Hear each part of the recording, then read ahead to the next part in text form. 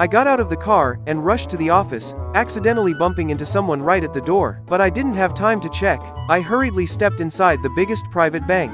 The entire lobby greeted me in unison. Morning, Mr. Blackwell. I entered my office, where Shayla was already sprawled on the couch, not even bothered by the vice president's plate on the door. Babe, finally. The new Bentley batter just dropped. You have to get it for me. Matte Rose Gold Limited Edition. It screams us. I dropped into my chair, eyes scanning red stock charts, bleeding across the monitor. Can we do this later? The stop tanked overnight. Ugh, you're always busy. Just say no if you don't care. Before I could respond, she was gone, slamming the door louder than needed. Hours later, when the numbers finally settled, I leaned back, breathing a sigh of relief. Yet the silence in the room felt staged, like it was waiting for applause that never came. I'm Jeffrey Blackwell, the only son of Richard Blackwell, chairman of the biggest private bank on the West Coast. Everyone says I was born for this. I speak little, act fast, and never make a mistake. But in moments like these, I wonder, was I really meant for this?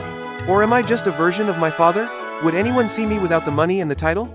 I brought out my concerns to my father in his study room. He didn't look out, just kept reading, calm as ever. You know, I didn't build this bag from behind a mahogany desk. I was a clerk once. Walked 10 blocks each morning in shoes that didn't fit. Take your time, son. Find your own reasons to return, not just mine. That was all I needed to hear. I traded glass walls for a tiny room on a quiet street. A fresh start. I heard the hotel down the block was hiring a front desk assistant, so I went for it. The manager's name was Nico. He was around my age, but wore his authority like a tired joke. Ever clean vomit off of the hallway carpet at 3 a.m., Mr. Blackwell? No. But I'm a fast learner. Sure. Try the garage next door. Real world stuff. Actually, not the worst idea. So I walked straight to the garage, asking for work. And just like that, I was scrubbing oil, hauling tires, and learning how exhaust smells after hours of work. I didn't mind. It was honest work. Between shifts, I'd stop by the hotel for refreshment. That's when I noticed this cleaning girl. She looked awfully familiar, but every time I almost placed her, she disappeared into the service door. A week had passed, and fixing high-end cars was easy once you've owned half of them. I'd fixed a McLaren sensor, recalibrated a Bentley suspension, and replaced a Porsche's gearbox all before lunch. Word spread and more luxury car owners started rolling in. The place was buzzing. Even Manny, the garage owner, started watching me differently. It felt good to be recognized for the work, not the name. Just then, a matte rose gold Bentley Batour slid into the curb like it owned the street. What? Sheila. My girlfriend? She took his hand like it had always belonged to her, like I never existed. Babe, I cannot stand these filthy places. Take me to a Michelin 3-star now. I need my reward immediately. And then they vanished down the block, leaving me behind with a heart crushed by that very car. I quietly walked out the back alley. My hand was already gripping my phone. I let out a breath, then delete her out of my life. The alley was quiet for a moment until I heard the rattle of a dumpster lid. It was the cleaning girl, but so was that Nico guy. He was standing too close to her. You know, I might have something more comfortable than this. Comfortable, huh? Mind saving me a slot? Could use extra shifts. Nico stiffened, straightened up, and disappeared. Emily glanced over, her expression guarded but still thanked me. I'm Emily, by the way. I work the night shift at the convenience store down the street. They're short-staffed this week. Just thought I'd mention it. Oh yeah, that sounds fair. She walked back into the hotel with a smile, and suddenly the alley didn't feel so cold. Emily looked genuinely surprised when I showed up for the night shift. I showed up because, well, free bread's hard to resist. After a long, tiring shift, we sat together eating bread at the convenience store. This is nice.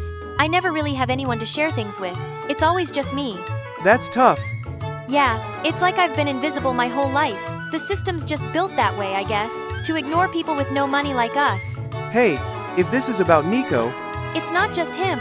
All rich people are the same. One time I got shoved on the street by some guy rushing out of a fancy car. I fell and he didn't even stop. Wait, was that the morning I rushed to the bank? The person I bumped into was Emily. Ah, I'm sorry. Some people just don't see what matters until much. At least you're not one of them. The next afternoon, while I was in between shifts, I spotted Nico slipping an envelope into his bag from a shady-looking guy. His eyes darted around. Something didn't sit right. Back at the convenience store, I brought it up with Emily. Her expression tightened. He's been taking guests without logging them for a while now. Pocketing the money. I'm sure of it. Ah, that jerk. I wasn't letting him get away with it. The next afternoon, I waited near the back entrance. Sure enough, Nico was at it again. You planning to report that to the books or pocket the difference again? Stay out of it, garage boy, or your little girlfriend will have it. He shoved past me, disappearing into the shadows. My blood boiled. That was it. I had to act fast before he dragged Emily into this message. I made a few calls using my title as vice president of the bank, and by the next morning, I was sitting across from the chairman of the hotel group. I simply showed the footage and laid out the truth. Nico was fired on the spot. As I left the lobby, I collided with Emily, who was struggling with a pile of towels. I caught them just before they tumbled, instinctively hiding my face behind the pile. Thank you, kind sir. You can give them back to me now. Panicked, I tossed the blankets back at her, and made my exit in a flash. Luckily, I slipped into the garage just in time to catch my breath. Suddenly, a hand crept up from behind. Yah! Manny? Ha ha ha, relax man. What's with the suit? Busted. I had no choice but to tell him everything. Manny wasn't surprised. He just grinned like he already knew all along. Well Jeff, here's the thing. No matter where you started or where you're from, you get things done. Whether it's fixing up roles or blending in as a regular guy, you're good at it. Keep it up and you'll go far. I paused, grateful for the unexpected compliment. Later, just as I stepped in the convenience store, I froze. The place was a wreck. Emily stood in the middle, holding a crumpled piece of paper in her hand. Jeff, it was Nico. He wanted to teach you a lesson. It hit me like a punch to the gut. My hands clenched into fists. I won't let him get away with this, I swear. The next day, I returned to the city with a new purpose. I called in a few favors, and soon enough I had people searching high and low for Nico. By late afternoon, I had a location, a rundown building on the outskirts of town. I walked in. Nico stood at the far end, still wearing that smug grin. Well, if it isn't the garage boy. Did you come here to beg for mercy? His words faltered when he saw who was with me. My men, people who knew everything about him. You've made a lot of mistakes, Nico. Especially with him. The heir to the biggest bank on the West Coast. Nico's face drained of color. He knew it was too. Listen closely, Nico. You will never set foot in this city, never work in another hotel, never hold any position of power again, and if you even think about coming back, you'll regret it. Nico fell to his knees, trembling. As I turned and walked away, the price had been paid. Justice had been served. It was time to face my true identity. I went to the garage to resign. Manny seemed genuinely disappointed, but wished me well. You've got a bright future ahead, Jeff, no matter where you go. As I was about to leave, Emily appeared. She hesitated when she saw how I was dressed. I took a deep breath and explained everything. I never wanted you to think of me as just another rich guy, Emily. But the truth is, I was the one who bumped into you that day. I was so caught up in my own world that I didn't even notice you. I'm sorry for that, but despite everything, my background, my title, I want you to know that I see you, and I care about you. Jeff, I won't lie. I'm drawn to you too. Not because of the money, but because you've treated me like a real person, not just a charity case. That's what matters to me. With those words, everything was clear. We understood each other. In a world that tried to keep us apart, I was finally back where I belonged. My father had stepped down and the board made it official. I was now the chairman of Blackwell Bank, pushing myself harder than ever, carrying Manny's words with me. And the best part? After each exhausting day, I got to head to the same old convenience store and pick up Emily. You know, you can quit the job if you want. I'm more than capable of taking care of you. I'm not quitting. I need to do this on my own. I made a commitment to the store to make up for the damage caused by Nico. Fair enough, but just so you know, you'll be making up to me. I bought the store. You didn't. I did. No escaping those night shifts now. We both laughed as we walked hand in hand, enjoying the cool night air. Hey guys! I'm Zoe, 18 years old, and right now I'm working as the interpreter for the super famous K-pop idol Jinu on his 1-month world tour. People always say I'm lucky, like oh my god, you get to be around your idol 24/7 and see him in the most real everyday moments. Yeah, I don't think so. I get gifts like death threats as often as I eat rice. Things like you're way too close to him or I'm the one who deserves to be by his side. Yep, all the time. If I had a choice, I'd stay as far away from K-pop idols as humanly possible. They're walking chaos magnets.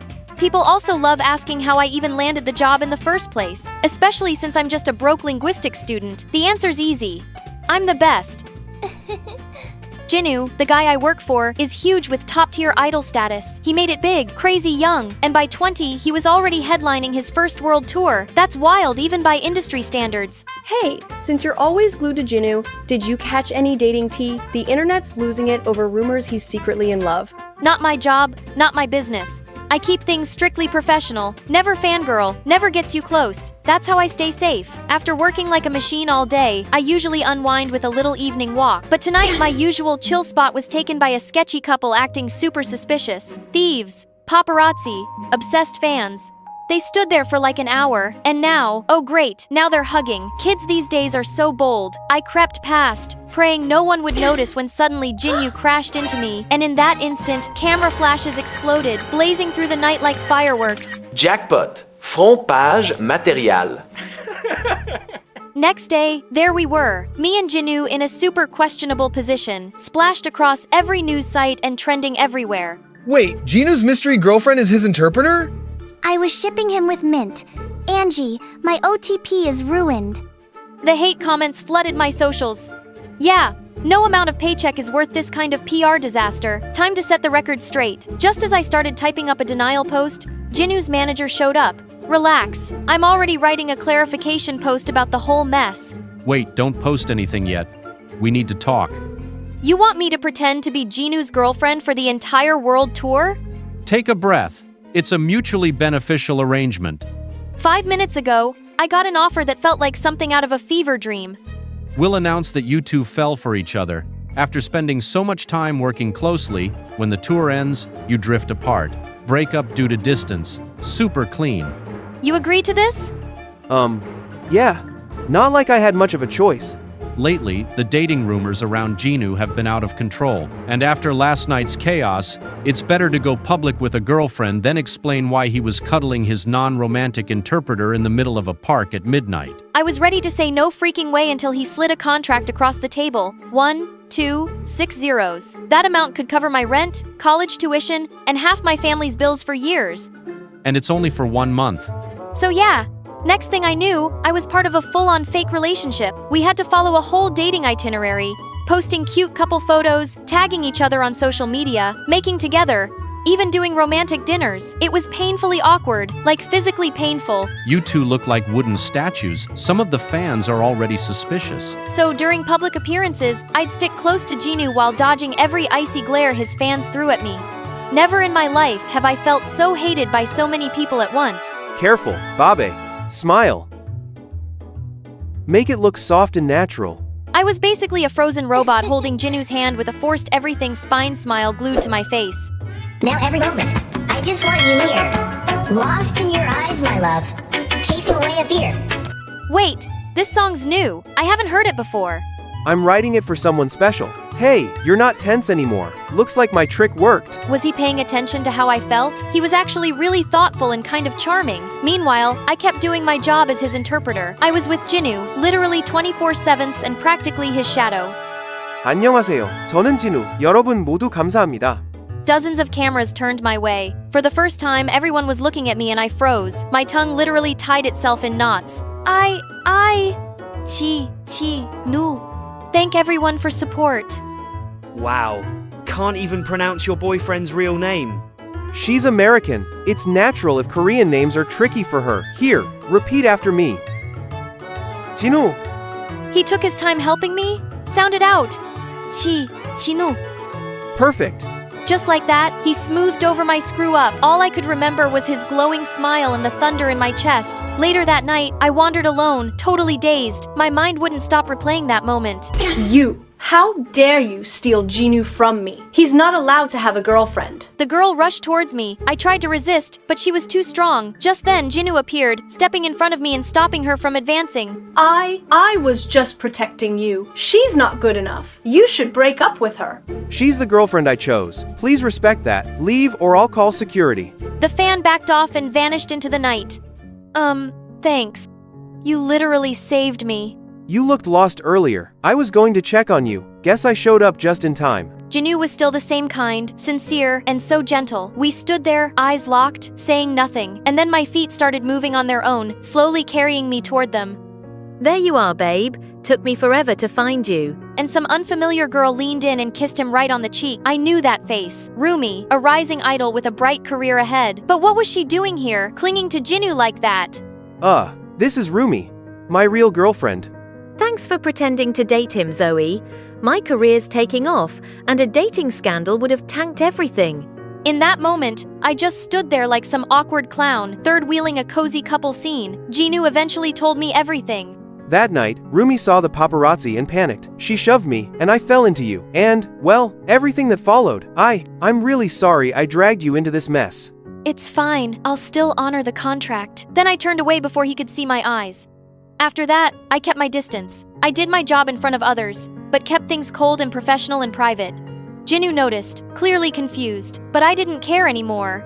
Right at that moment, the love contract between me and Jinwoo was all over the news, along with photos of him getting cozy with Rumi. The media kept blasting headlines like Jinwoo's fake romance hides his secret girlfriend Rumi. It was a full-blown scandal. I was completely buried under the internet's rage, and both Jinwoo and Rumi's careers took a serious hit. Rumi was the first to speak up, denying everything. Jinwoo and I are just friends. I had no idea who he's dating. Then she broke up with him. She said she had to protect her career. It was the first time I'd ever seen Jinwoo cry.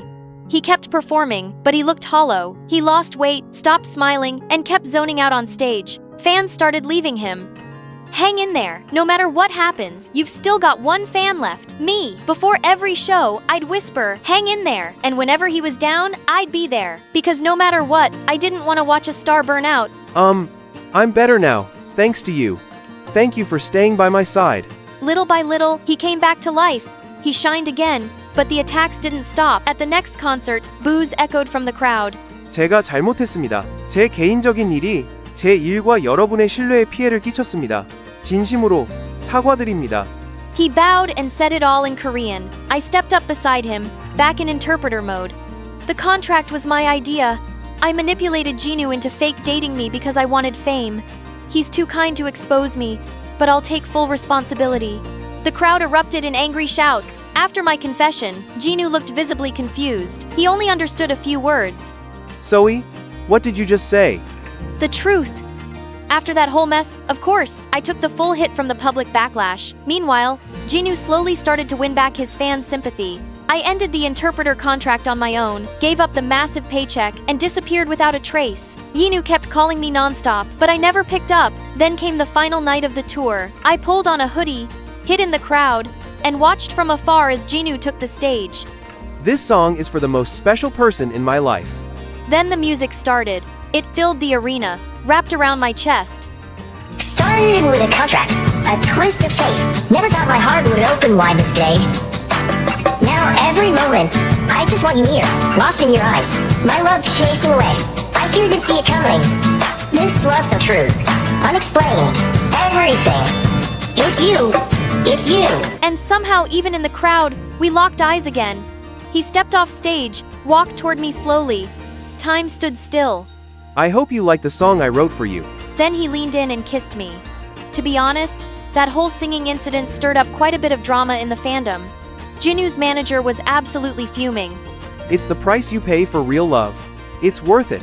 As for Rumi, she's now a rising young idol. If her career keeps going strong, she might even outshine Jinwoo someday. One time, we happened to run into her. I wish you two all the happiness in the world. Same to you. I came to understand that everyone makes their own choices. Rumi chose her career and gave up everything else for success. As for me and Jinwoo, we were just two fools chasing after love and happiness.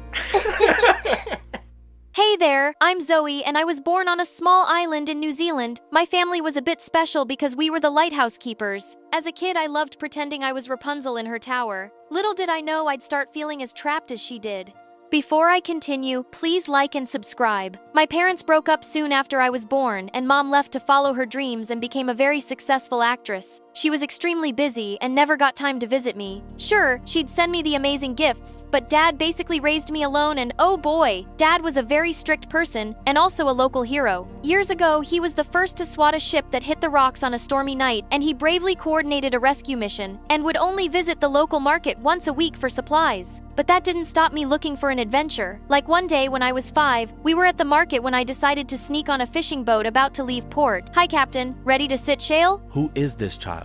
Of course, that made Dad furious. Dad and I enjoyed watching movies together, and Moms were my favorite. I loved how glamorous she looked, and I wanted to be just like her one day. And growing up, that dream grew stronger. Sure, once school started, I had plenty of friends and I liked this place, but I just wanted more. Dad, can I take acting classes? For the 100th time, we don't have any on the island. But maybe if we moved. That's out of the question. Our life is here. Well, maybe for him, but I couldn't accept that as my fate. Then my opportunity came in the 10th grade. I was was at school when I noticed a flyer on the bulletin board that said a famous acting program was looking for new talent in our area. I didn't tell my dad anything, and on the day of the casting, I sneaked away from him to go to the audition. The contest started and I realized that being in front of the camera came to me naturally. That night I tuned in for the results. Dad happened to walk by the television just when my name showed up on screen. I passed the auditions round. Zoe, I can't believe you went there alone. I'm sorry, but you would have never let me participate. Please, Dad, let me do this. He reluctantly agreed to let me continue and I squealed. For the next 6 months, he went with me to the mainland for all classes. At the end of them, I was invited to a talk show where it would be revealed which television show was about to hire me. As I was chatting with the host, suddenly someone from the audience walked onto the stage. Well done, Zoe. I knew you were going to make it. Everyone was silent, stunned to see the world-famous actress. Mom? Indeed, after all these years, we are reunited, love, and will get to work together on the new television show. As Mom hugged me and I was speechless. I had no idea she was a part of this. I walked backstage with Mom where Dad was waiting. Nice to see you, Celia. It's been, what, 15 years? And now, you're suddenly Zoe's adoring mother, ready to take her away. If you're such a good father, don't stand in the way of her dreams. And can you just straighten your ugly tie? It's driving me crazy. Mom walked off while Dad looked upset. Dad, I know this is all very unexpected, but aren't you proud of me? Of course I am, love. I guess I'm just not ready for you to leave. He looked so sad it broke my heart. Maybe I shouldn't go. No, she's right, Zoe. You deserve to follow your dreams. You know where to find me. And 2 days later, I was all packed up and ready to go. After we landed at the airport, a limousine took us to Mom's house, or should I say palace. Then Mom showed me to my beautiful room. This feels like a dream. No, honey, it's your life now. Mom, I just don't understand one thing. Why didn't you ever visit me? Oh, sweetie, I wanted to so much, but there was never a good time. You don't know how hard it is to make it in this industry with no support or connections. I barely even had any money. I had to fight hard to get good roles and grab every opportunity. But now you won't have to fight so hard because I'll make everything easier for you. I felt overwhelmed by her love and attention, and it was so cool to have the great Celia as my mom, but soon I discovered Mom was a bit strange. All her clothes and shoes had to be arranged by color. She would schedule every minute of her day. She wanted us to make public mother-daughter appearances in matching outfits, and the designers got an earful if they weren't identical. On my first day on set, I went alone feeling super nervous. My first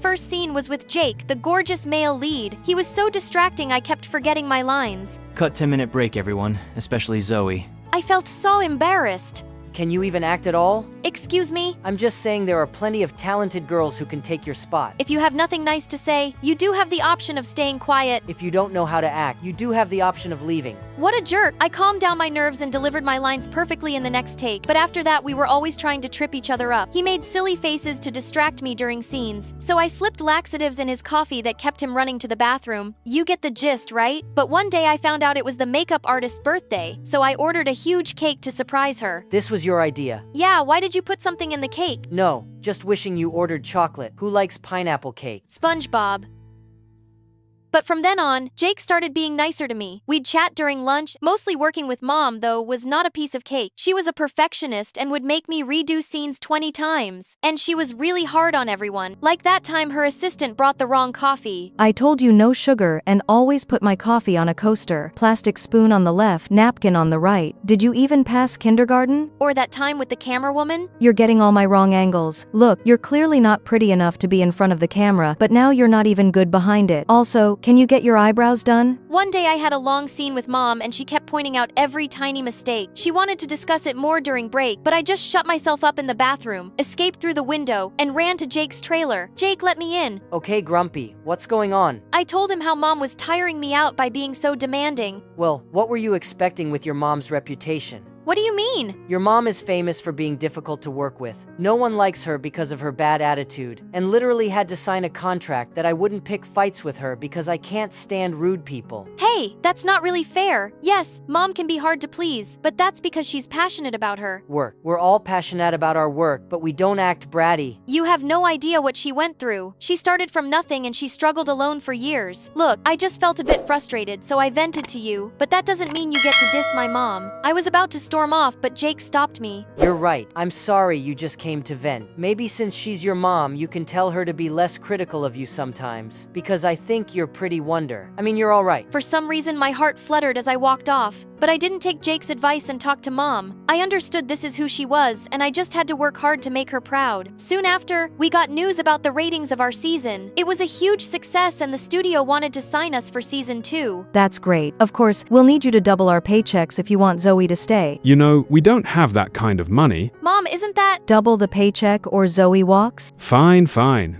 And you too will be good to work through winter break. No, I have plans to visit my dad. Yes, no problem. Plans can change. I felt mad as we walked out of the office. I promised Dad I'd go see him. Zoe, success requires many sacrifices, but sure, you can always go back to the life you had before. That made me quickly drop the argument because I couldn't imagine going back to my old town. When I told Dad the news, he was sad but understanding. The next day in a meeting, the director told us that Jake's character and mine were going to end up together in the second season. Ew, I'd rather kiss a frog. I'd rather kiss the frog's poop. Make sure to brush your teeth that day, Zoe. I'll make sure to eat garlic instead. And here I was hoping for something more romantic. I wasn't sure if he was joking, but just then Mom pulled me away. As we climbed into the car, she started lecturing me about not getting crushes on my co-stars as if I could help it. That evening I was in my room watching videos when Jinu called. Zoe, are you watching the news? I turned on the television and was shocked to see reports of a devastating hurricane that had swept over my island. I tried calling Dad, but the line was down. I was so worried, and finally hours later Dad called me back. I'm fine. Well, except for the torn ligament in my arm. I'll need surgery for it, and the lighthouse is damaged and most of the town too. Dad, you just focus on getting better before anything else. Okay, I'll cover your medical bills. He tried to refuse, but I wasn't backing down. I had plenty saved from the first season of the show, but the next day when I went to the bank to transfer money, my account was nearly empty. You and your mother have a joint account, and recently she transferred all the funds to her solo one. What the heck? When I asked her about it, she acted totally normal. I left some allowance and I buy everything you need. What else do you want? My money. I earned it and Dad was injured. He needs it. I don't care about him. You're living here now and your lifestyle isn't cheap. But I care. And if money is an issue, we can move to a smaller house. No, our image would suffer. You mean your image? Do you even care about what I want? You wanted to be an actress, right? I made you so. So you're saying I have no talent? I was getting that television show rolled without you. Mom, it's not enough to steal credit for everything. So you've stolen my money. I won't stay here another minute. Yes, you will, or your career is over. She will go wherever she wants. I turned around to see Dad. Dad, what are you doing here? Just decided to make a surprise visit. I didn't have a good feeling when you showed up out of nowhere, Celia, but I didn't think you'd steal from your own daughter. Some things never change, I guess. What do you mean? Years ago, when I rescued those people from the sinking ship, the owner gave me a huge sum of money to thank me. And soon after your mom asked me out, I felt so lucky, but then she used all my money to start her career, broke up with me and left the moment her popularity rose.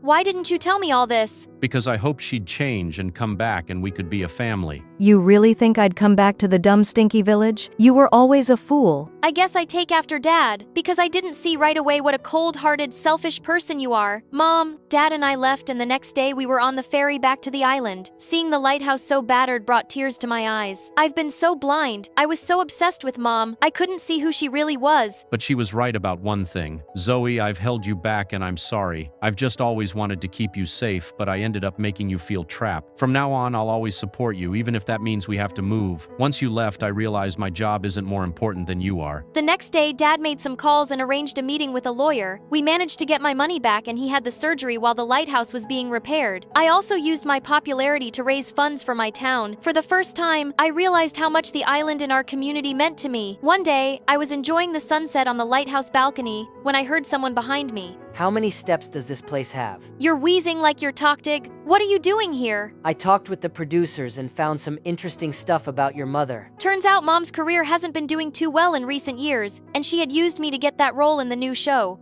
The producer said they never wanted to hire her but were forced to when she made that public announcement. Now that you left, they're more than happy to fire her. They want you back, Zoe, and this time you'll work on your own terms. Please come back or they'll find another female lead. And you don't want that to happen? Yeah, what if they hire someone I want to kiss even less than I want to kiss you? That would be terrible. Then I suppose I'll have to rescue you. You're my hero. Cherish those who sacrifice, protect, and stand by you, and don't let appearances overshadow the value of kinship, honesty, and gratitude.